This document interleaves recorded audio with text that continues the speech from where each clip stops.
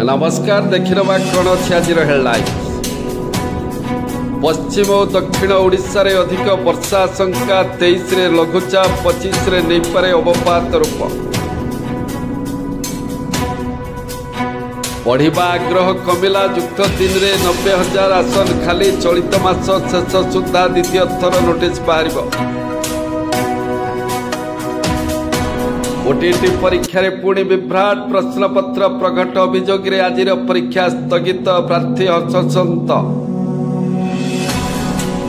छात्र छात्री मानक सुरक्षा पाई शक्तिश्री योजना घोषणा कले राज्य सरकार। सुरक्षा पाई नुआ मोबाइल ऐप लॉन्च करा दिबो।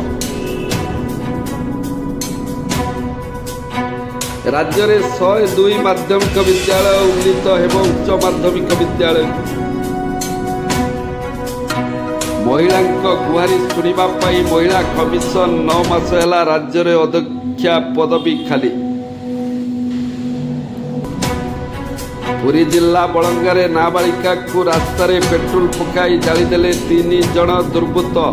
मजिस्ट्रेट उपस्थित है बयान रेकर्ड। पुरी रे पुड़ी जाइथिबा झीर स्वास्थ्य अवस्था नहीं संदेह कले लोके। कर्तृपक्ष लुचाउछंती काईकि एम्स परिसर में बाड़ बंधाला काईकि।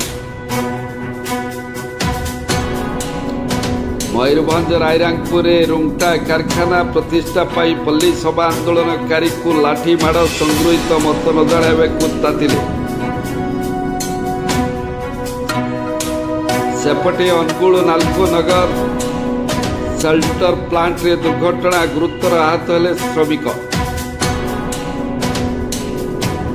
युवती को शारीरिक निर्यातना देवा अभियोग युव बीजेपी पूर्वतन अनुगुल जिला सभापति सुदीप्त स्वाई गिरफ। ब्रह्मपुर एमकेसीजी रोगी को डाक्तर घोरई क्लिनिक को पठाइबा एवं परे रोगी मृत्यु घटना रे तदंत आरंभ। बालेश्वर जलेश्वर भारसाम्य हराई ट्रक को पछपटू धक्का देला यात्रीवाही बस। 30 जन यात्री आहत। कंधमाल बेणाखेरा गाँव में 50 छात्र छात्री को 2 शिक्षयित्री विद्यालय में ताला पकाईदेले ग्रामवासी। भुवनेश्वर एम्स पाखरे तातिले विक्षोभकारी। एम्स परिसर में धारा 163 लागू। बर्न यूनिट निकट में ब्यारिकेड। देवगढ़ थाना अंतर्गत नुआगाँ स्त्री प्रेमिक को हत्या पर आत्मसमर्पण कला स्वामी। कटक रिंगबंध बिड़ानासी पाखरे जड़े 4th श्रेणी छात्री को आम बस देला धक्का। अल्पके बंचिला झील।